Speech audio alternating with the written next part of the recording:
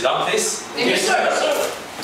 Okay, gentlemen, yeah, I'm Colonel Pedroche, and I am here to do the final recitation.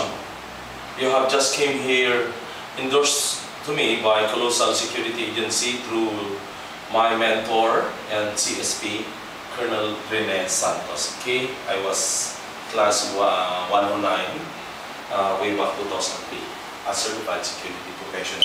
Now, because of him, I am very grateful and thankful as well that he trusts on me in Jet Squad as one of this recognized and awardee through CSG, Civil Security Group, way back, just currently 2012, I think. And I'm very grateful to CSG through PNP Social. Okay, so today, guys, again, I am not only focused on the training of the VIP Protection Agent course, which I have done it way back 2005, and today is 2014. I have already batches of 25 batches of quality, competent protection agent, and I have done also the PGS Pangulong Gloria Scholarship through ABS-CBN Bayan Foundation, is that Tomas Morato. So they're so genius, you know, and they accredited Jet Squad to train the PGS. I have a lot of training already that done.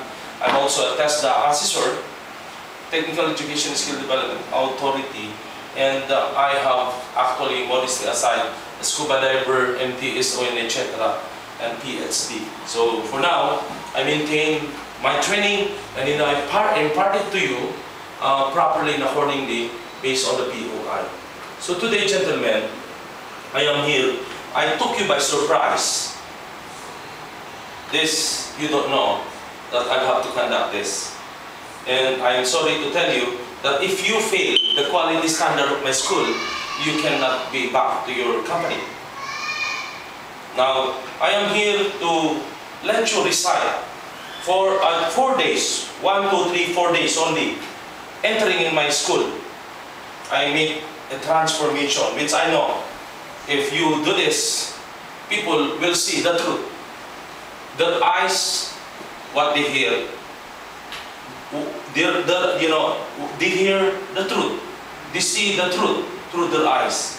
Now, I am giving you a surprise recitation. Number 1 is you recite, of course, 11GO. Number 2, security creed. Number 3, code of conduct. And lastly, code of ethics. 4 that you will recite. Alright? And is it true that when you enter into this classroom, you never ever in your life that you recited this for 11GO, code of conduct, code of ethics, security creed? Is it true that you are not well familiarized on this? No, sir. How about you? No, sir. How about you, sir? No, sir. Also. No, sir. Also, sir. No, sir. No, sir. So in short, you are not fully familiarized, right? Yes, sir. Now, gentlemen, with 4 days only. You started Monday, right? Yes, sir. And 4 days, Sunday,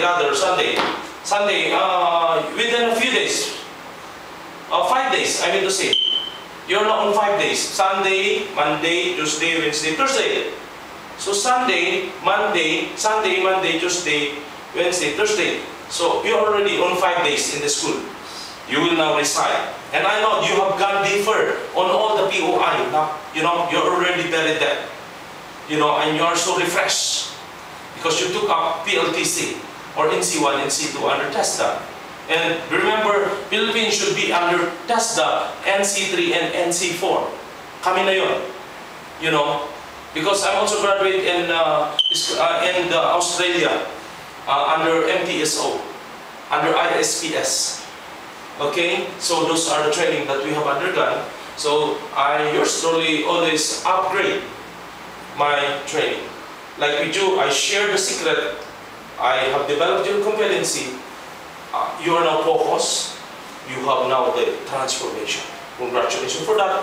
Now, gentlemen, we start, I think, over there or here. Let's start on the only flower, only thorns. Come on.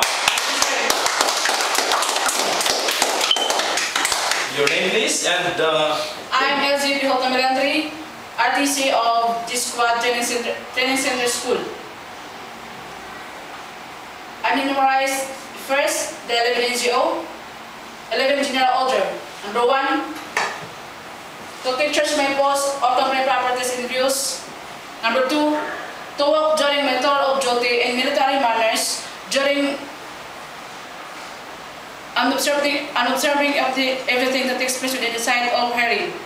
Number 3, to report all violation of instruction to report all violation of orders I am instructed to enforce.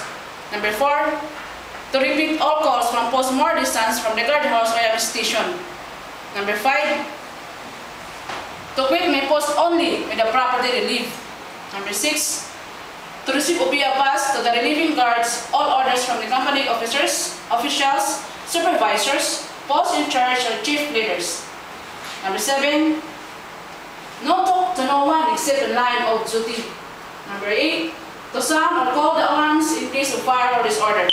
Number 9, to report, to call the superior in any case not covered by the instruction. Number 10, to salute all company officers, officials, supervisors, superior in agency, commission officer of the Armed Forces of the Philippines, and the officer of the Philippines National Police. Number 11, to be especially watchful at night during the time of challenging, to be challenged all persons on or near my post, no one to allow to pass or loiter without proper authority. Another, the security guard creed.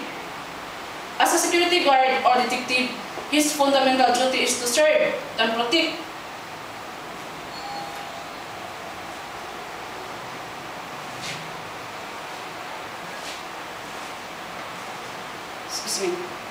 As a security guard or detective, his fundamental duty is to serve and protect the life and properties, maintain order with my place of duty, to protect the interests of my employer, stability of our government and country,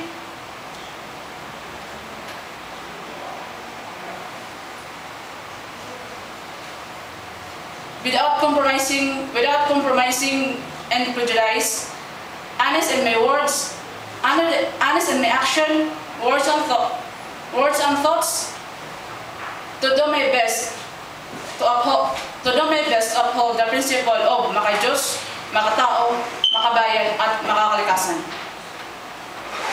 Another one, the code of ethics, the code of conduct.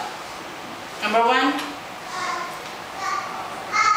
he shall carry at all time during the tour of his duty his license, identification card, duty details order with authority to carry firearms. Number 2, he shall not use his license to other privilege, if any, to prejudice the customer, clients, or to prejudice the public, clients, or customer of his agency. Number 3, he shall not engage in any conversation with anybody except in his discharge of his duty, and sit down unless required by the nature of his work. Number 4,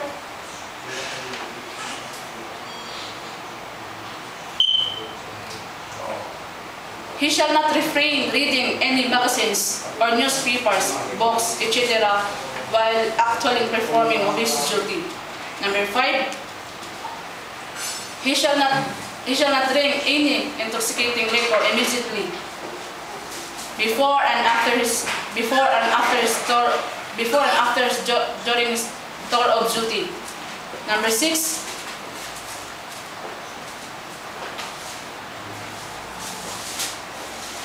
he shall know the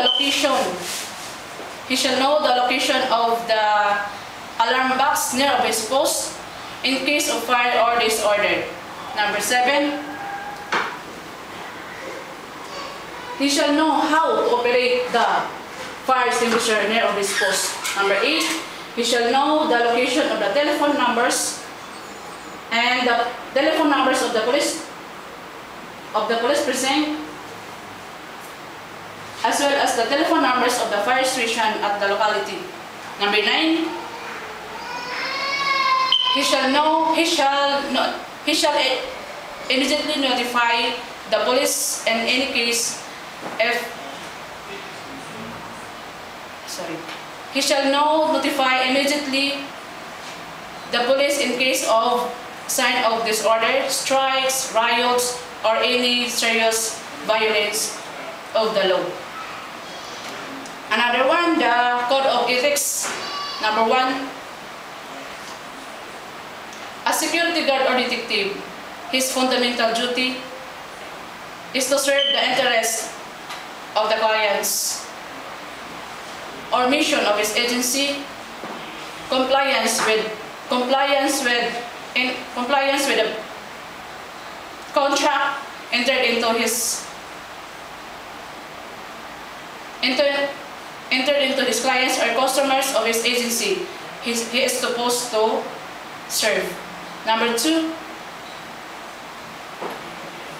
he shall be honest and thought and deeds, both on his personal and official actions, obeying the laws of the land and regulation prescribed of his agency, and those established by the company he is supposed to protect. Number 3, he shall not engage in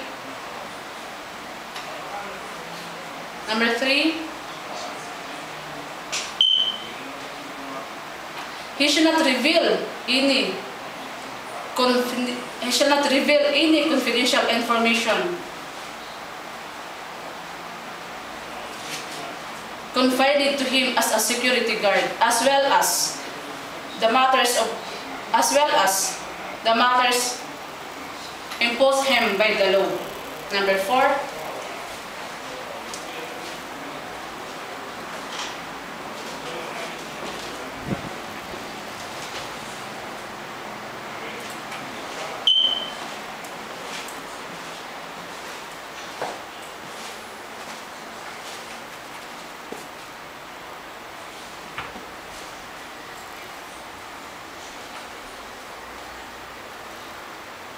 Number 4, come on. He shall act at all time with prejudice and shall not permit any personal feelings to his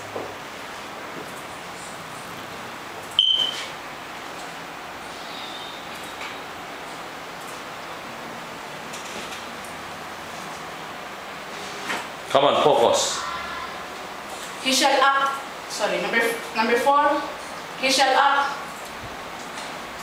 at all time and shall not permit personal feelings to his agency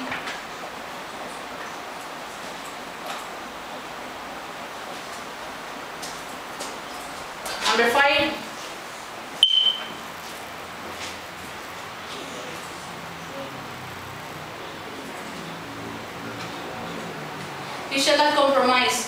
he shall not compromise with criminals, with other lawless elements to prejudice the customer. And the other one is he shall report to his duty, always in a proper uniform and neat in his appearance. Another one, last number. he shall reign, and he shall reign at heart of strictly observed by the laws of the by the laws of regulations governing to use the firearms. Thank you. That's all. Okay, a round of applause, guys.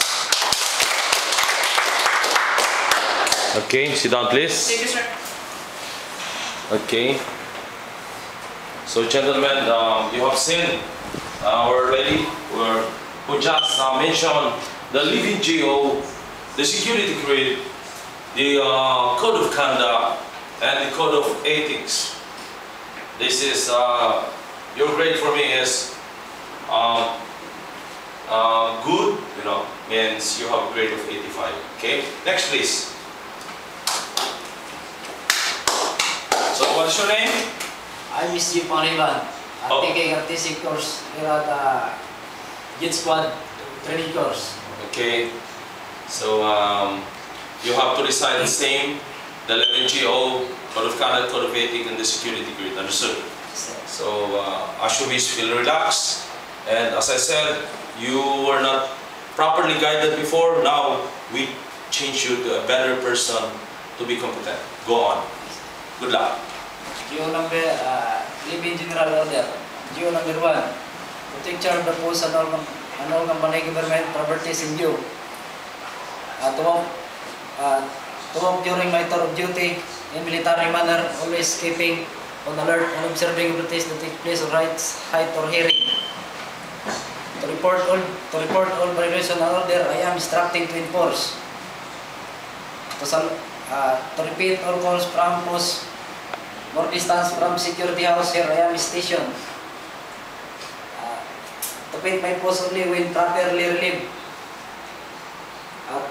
To receive obey and pass on to the relieving guard all orders from the company official, supervisor, post in charge, and chief leader. To talk to no one except in the line of duty. GO number 8. To sound alarm in case of fire or disorder.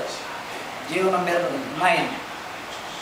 To call the superior officer in any cases not covered by instruction. GO number 10. To salute all company official.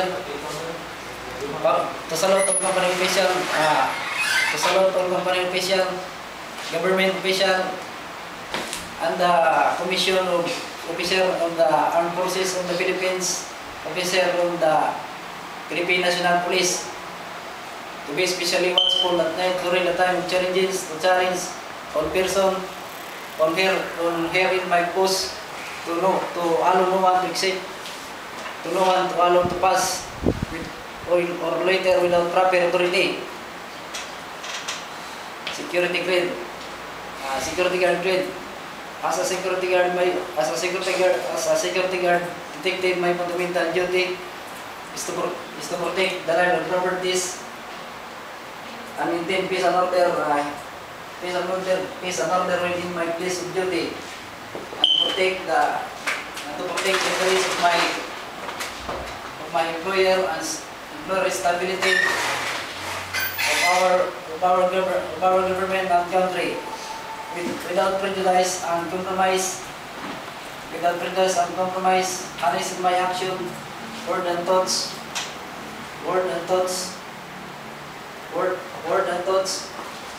and do my best to uphold the principle, mga Diyos, mga tao, mga bayan at mga kalikasan. Code of Ethics and Conduct.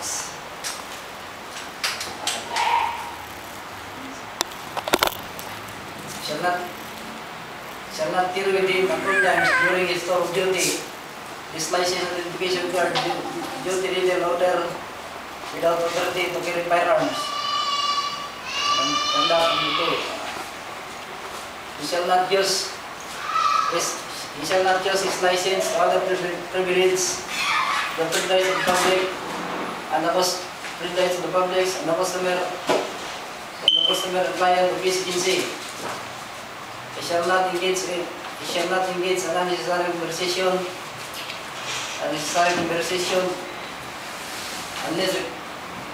anybody under anybody except required to discharge his duty or sit down unless the nature of his duty and shall not keep always alert during his tour of duty. He shall not refrain reading magazine, newspaper. He shall not refrain reading newspaper, magazine, books, etc. while performing his duty. Conduct number 5. He shall not drink intoxicating liquor. Do not drink intoxicating liquor immediately while performing and during his tour of duty. 6. He shall know the location of fire alarm box in his post and sound alarm in any case not covered by instruction. And sound alarm in case of disorder.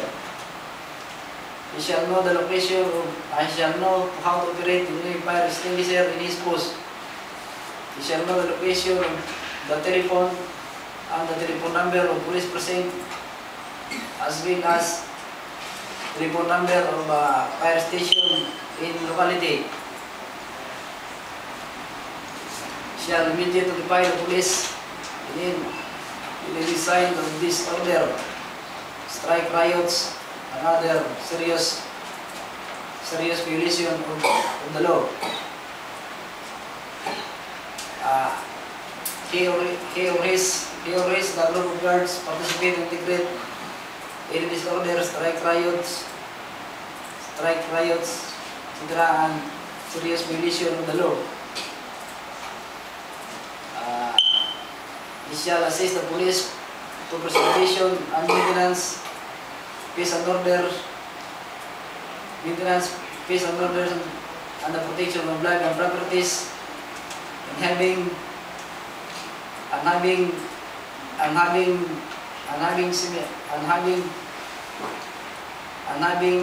the nature of his responsibilities similar to that of another. He shall familiarize himself the heart of the private security law, private security law 1947 as amended, implementing rules and regulation. He shall, when you issue the firearms, do not lend the firearms to anybody. He shall report. He shall wear your uniform, and he shall carry with him. Required basic requirement equipments, such as writing box, ballpen, nightstick, baton, and radio. He shall endeavor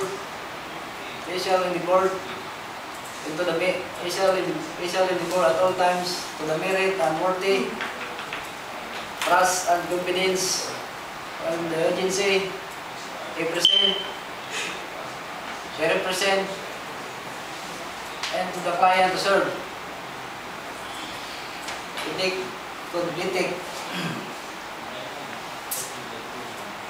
As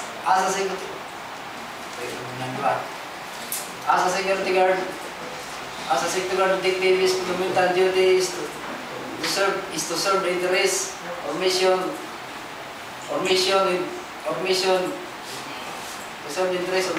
the agency. The mission of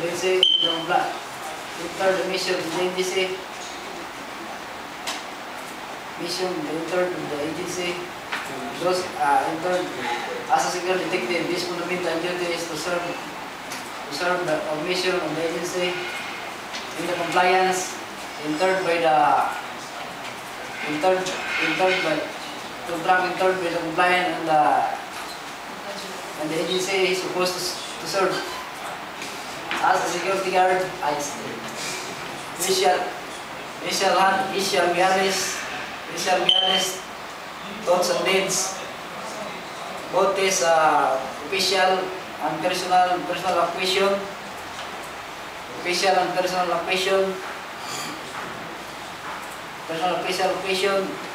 obeying the laws of land and the regulation prescribed by the agency, those of the establishment he assigned is supposed to protect. He shall reveal any confidential information confided to him as a security guard, those and such as imposed matter imposed matter upon the imposed matter upon the law. He shall act at all times. He shall act at all time with decorum. He shall act at all time and shall act confined, permit of personal feelings, prejudice, undue influence, undue friendship influence of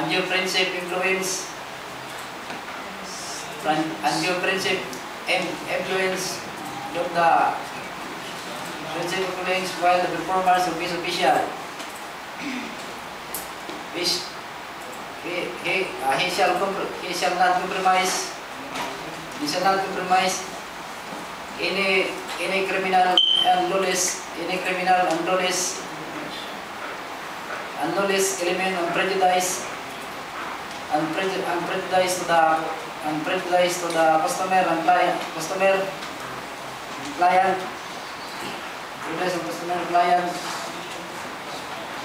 He shall compromise any lawless element and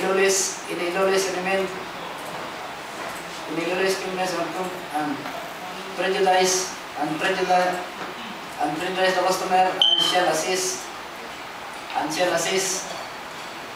assist its relentless and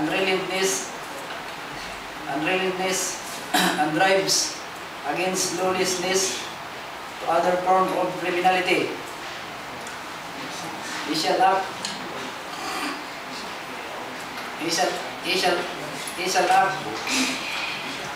number 6. He shall act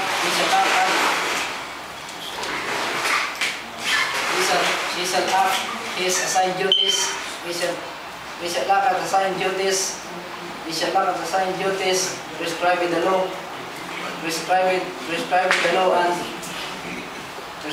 and his ability and his base of ability and shall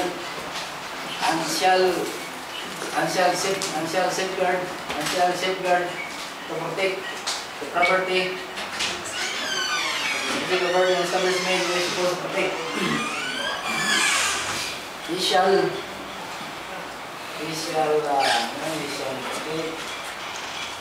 wear your uniform. He shall wear your uniform.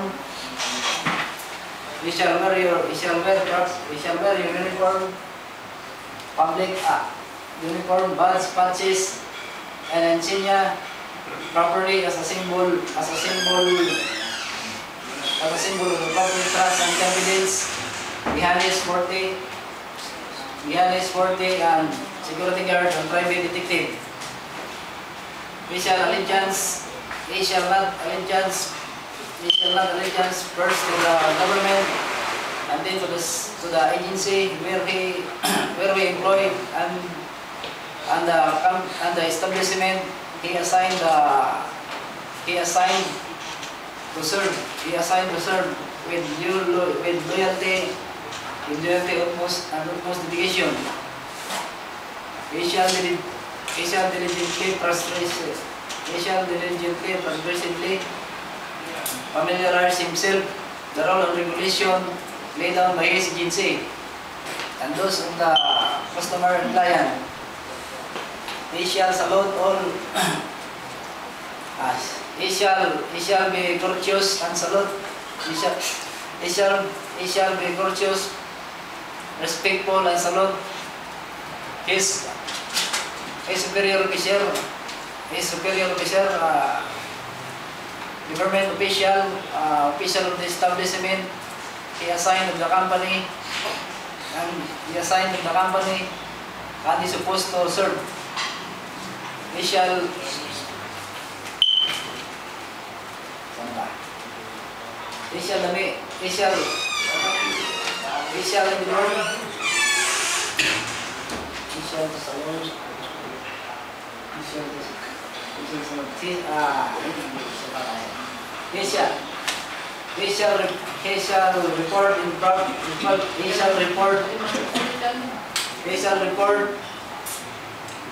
report for duty in proper uniform and neat his appearance.